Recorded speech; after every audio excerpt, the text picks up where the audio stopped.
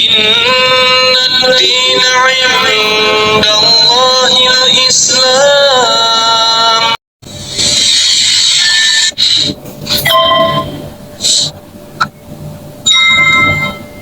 My mom got me this keyboard, and on this keyboard there was a set of pre-recorded songs. One of those songs being Crocodile Rock by Elton John. If you've never heard it, it goes a little something like na na na na na na, something like this. But one of my most prominent memories with my mom is being in our kitchen and standing on top of the chairs and screaming and dancing to this song. It really just shows for me the spirit that she had and the lust that she had for life. This happened around the time of my 8th birthday. 2 months after that, she passed away.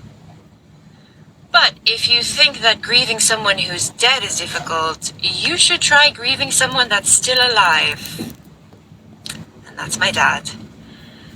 Out of respect for him, however, I'm not going to discuss that whole chapter of my life today. Instead, I'm going to focus on my mom.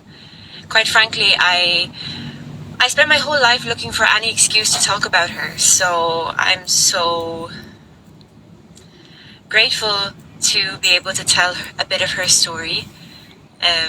So she passed away of cancer when I was 8. She had cancer completely wrapped around her spine. There was a 0% survival rate, and she also had lymphedema in her leg, which is like a swelling as a side effect of the treatments for the cancer. And I have so many incredible memories in the short time that I had with her. One of them being, I remember when she came into my room one night, she put on a full show with her legs. One of her legs was Beyonce leg and the other leg was J-Lo leg. And they were having like a conversation with each other, and as usual she was super theatrical, and you just never would have thought that she was sick. And another short story I want to tell that kind of sums up her spirit came from my aunt that I found out many years later. My aunt remembers shortly before she passed away, my mom asking her to take a seat because she wanted to tell her something.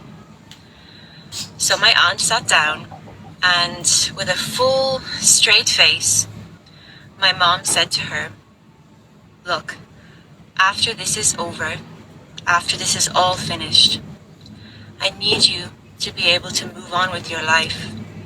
And I need you to be able to be happy. And I need you to know that I'm okay with this. So you need to be okay with this." And although I never knew my mom as a woman, I knew her as my mom. I just think to myself, who is this person? And why? I'm so angry that I didn't get the chance to get to know her, but I'm so lucky that I can say that she was my mom. And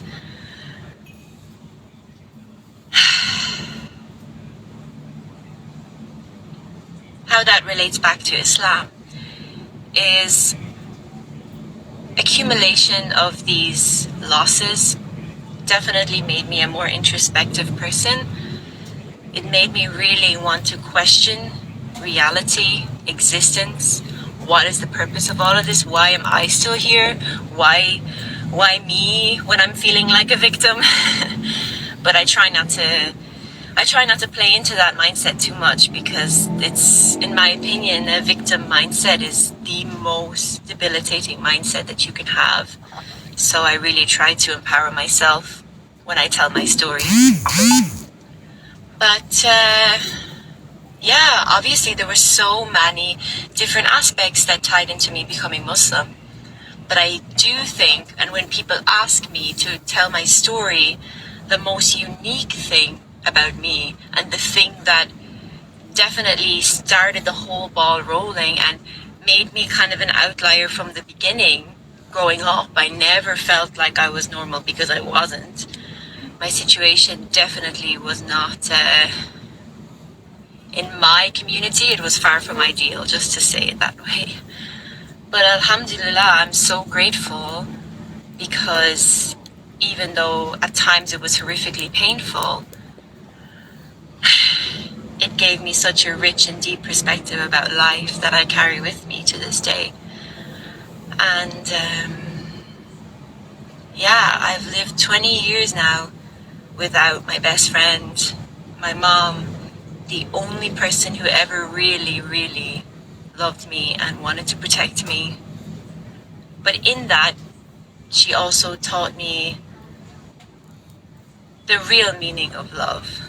Because the fact that I can sit here 20 years later and speak about her with a fire in my chest, for me, this is love. It's not ego, it's not this fleeting, lustful feeling. It is love. It's limitless, timeless, formless, shapeless, eternal love. And it's truth. And Islam for me was the truth. And obviously there was so much in between that, but I really had to preface anything else I say in my story with this, because if you don't know this about me, you're never going to understand the rest of me.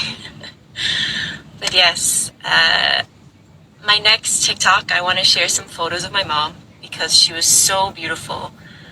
So I really thank you for listening if you got this far, and if you're lucky enough to still have your parents, yeah, just appreciate them. But yeah, thank you so much for listening.